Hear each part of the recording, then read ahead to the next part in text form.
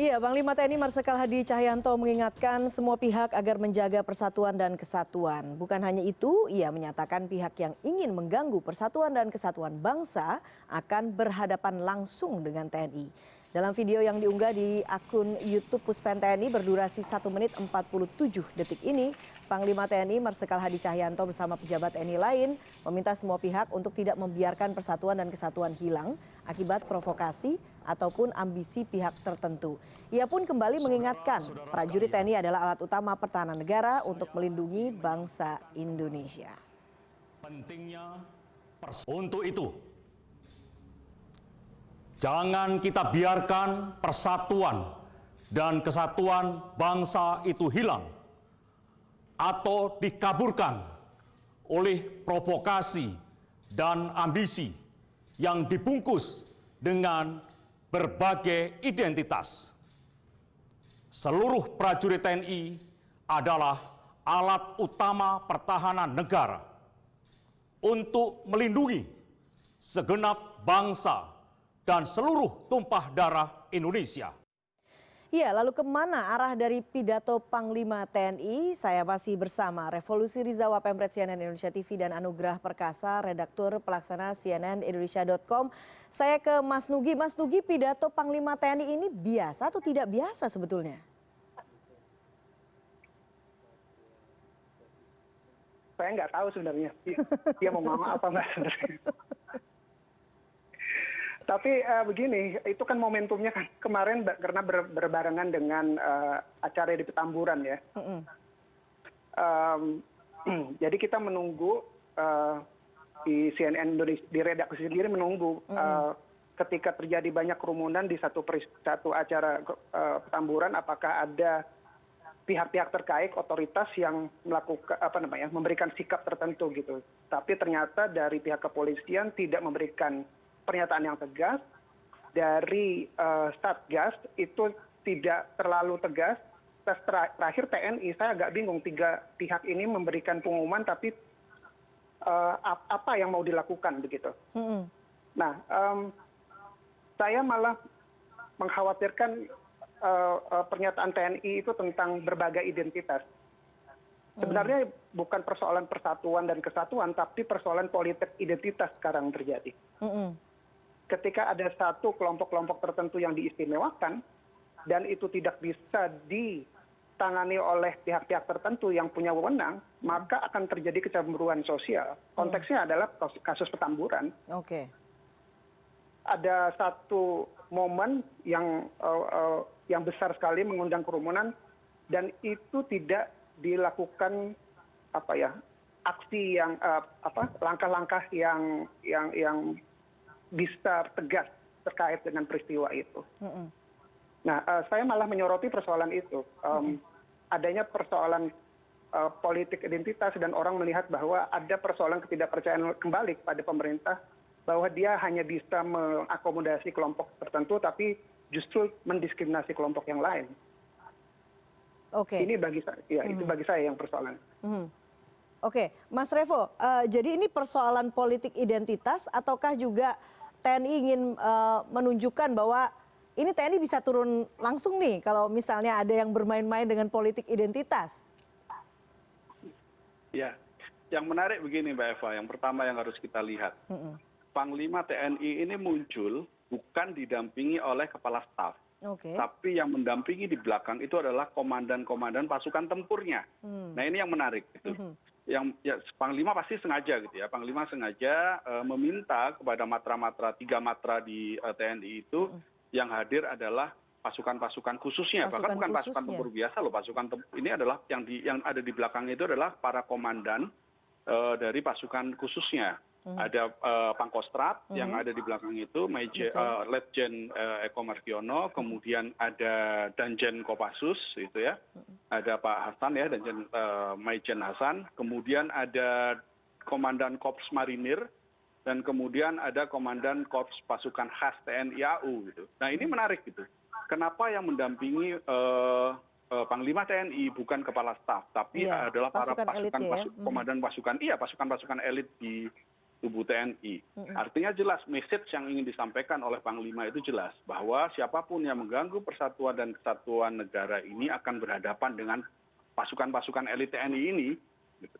Ya, ini kan itu kan pasukan-pasukan elit ini loh, bukan yang secara kesatuan ini sudah cukup disegani gitu ya, tidak hanya di tingkat nasional tapi juga tingkat global. Gitu. Nah, kemudian ada beberapa yang memang disampaikan oleh Panglima, yang tadi disampaikan oleh Mas Nugi bahwa persoalan politik identitas. Nah ini yang harus kita lihat secara lebih jauh. Gitu. Dalam rentetan peristiwa selama beberapa hari terakhir misalnya, ada beberapa video yang cukup viral ketika ada dari internal TNI gitu ya, ada prajurit-prajuritnya yang bisa dikatakan memberikan simpati begitu ya, atau dukungan gitu ya. Iya, itu. Jadi secara etik memang itu tidak pas gitu ya, bagaimana ketika mereka menyambut kedatangan Rizik Syihab gitu. Nah, di saat kemudian ketika kedatangan itu sendiri menyusahkan banyak orang gitu. Bandara tertutup, kemudian orang harus turun dari kilometer 25 ya kalau nggak salah ya. Jadi kemudian harus melawan arah pakai shuttle. Kita lihat di rekaman-rekaman itu banyak penumpang-penumpang yang terlambat. Akhirnya banyak kacau balau di situ. Nah, secara keamanan ada kegagalan lah. Bagaimana mengantisipasi massa yang datang gitu ya, sehingga membuat bandara bisa dikatakan tersendat operasionalnya. Gitu. Publik juga dirugikan.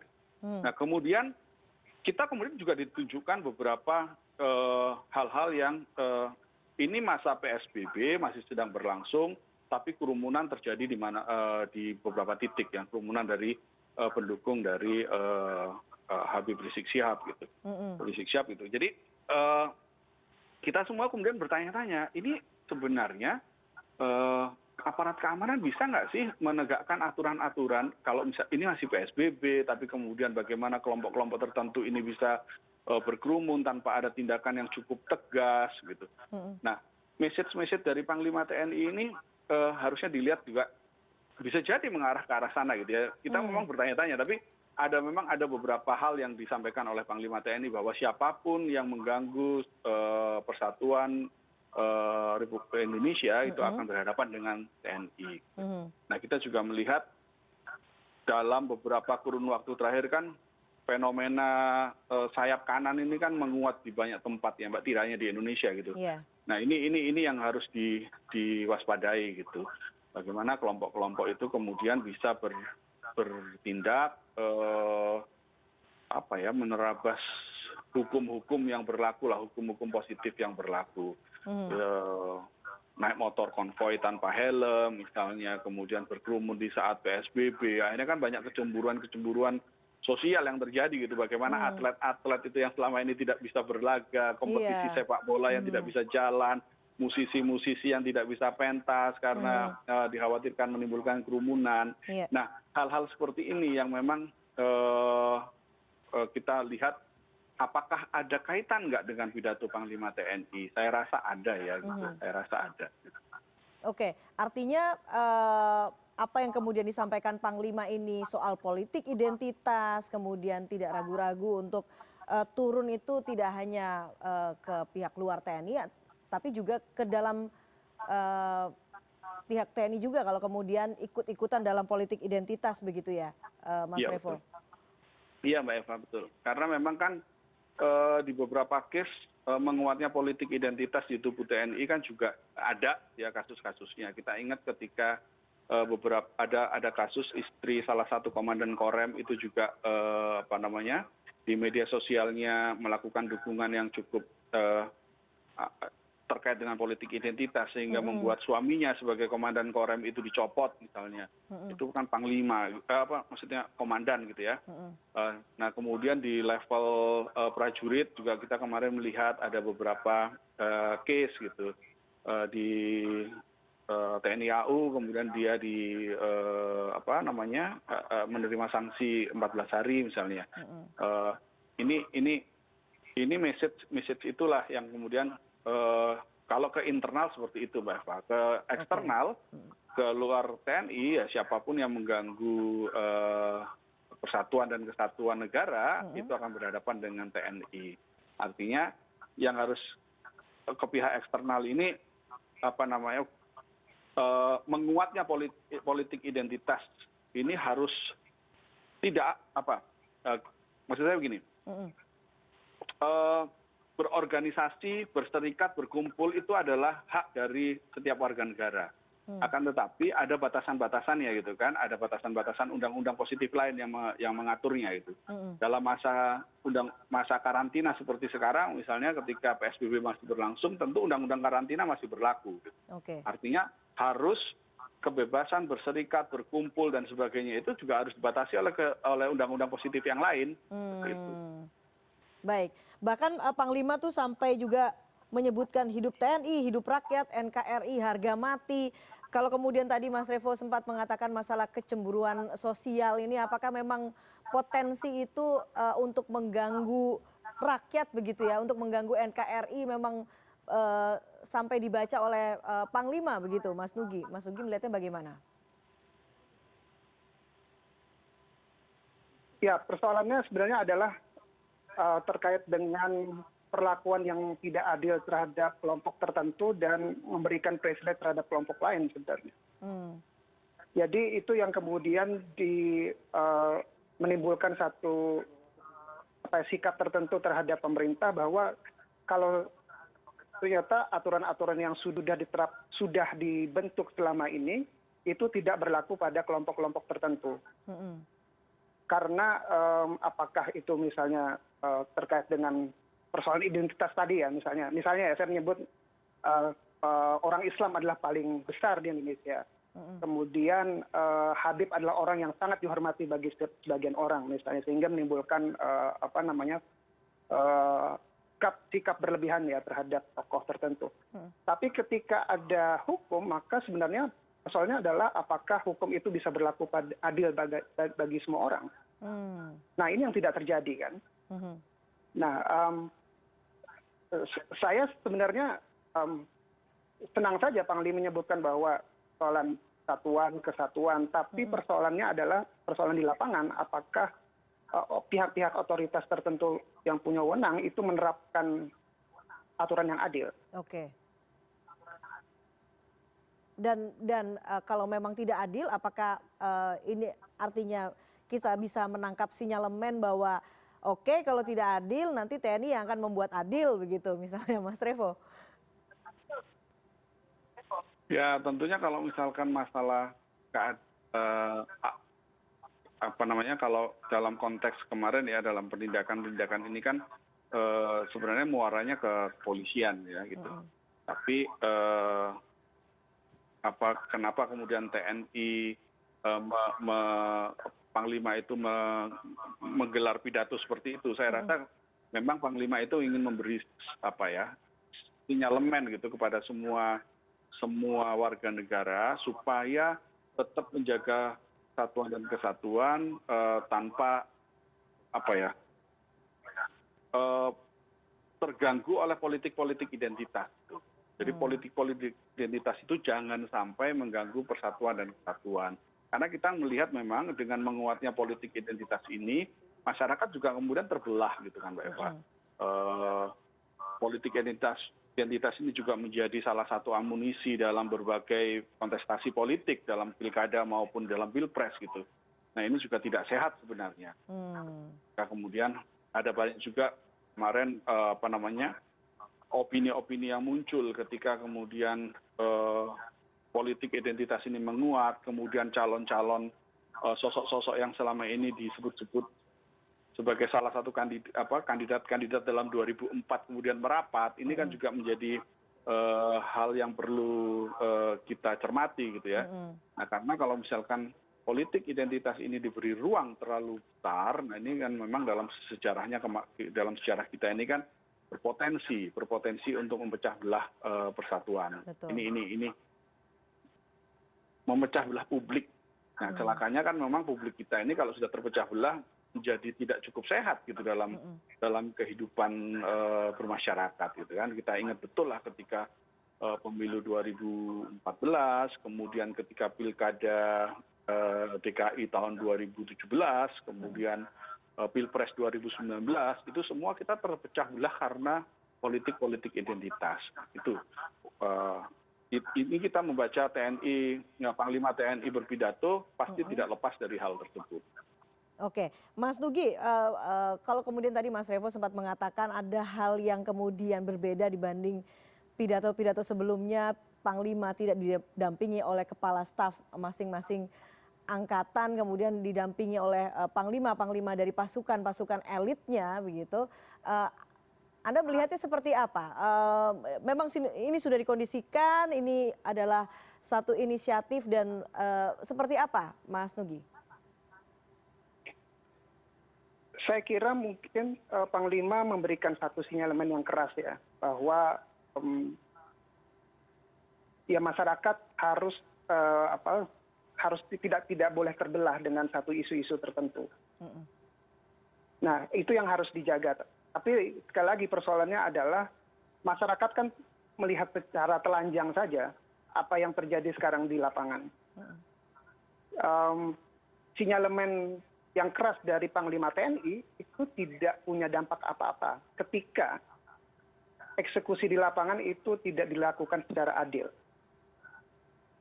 Jadi dalam konteks Tamburan misalnya, walaupun sudah dibayar 50 juta, persoalan yang lain adalah apakah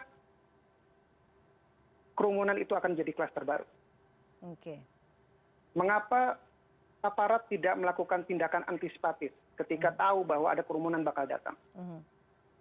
Mengapa tidak ada tindakan yang tegas kepada kerumunan ribuan orang di Petamburan dibandingkan dengan pedagang-pedagang kecil yang mereka jualan di lapangan kemudian disuruh nyapu 1 jam 2 jam, kemudian difoto, dipermalukan secara sosial.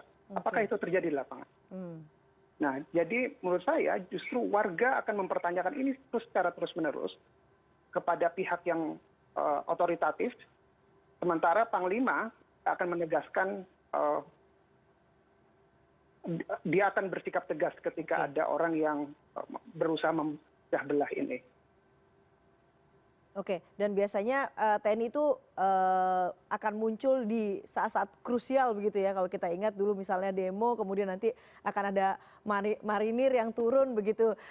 Mas Revo, terakhir, Anda menerkanya setelah pidato yang keras ini akan seperti apa next-nya begitu? Ya, kita sih berharap kepolisian itu bisa ini kan yang mengatakan TNI ya, tapi kan kita tahu bahwa dalam konteks keamanan dalam negeri itu kuncinya ada di kepolisian. Artinya memang law enforcement, penegakan hukum itu tetap ada di kepolisian, dan kita berharap kepolisian itu bisa bertindak lebih tegas lah dalam sesuai dengan koridor-koridor hukum yang berlaku.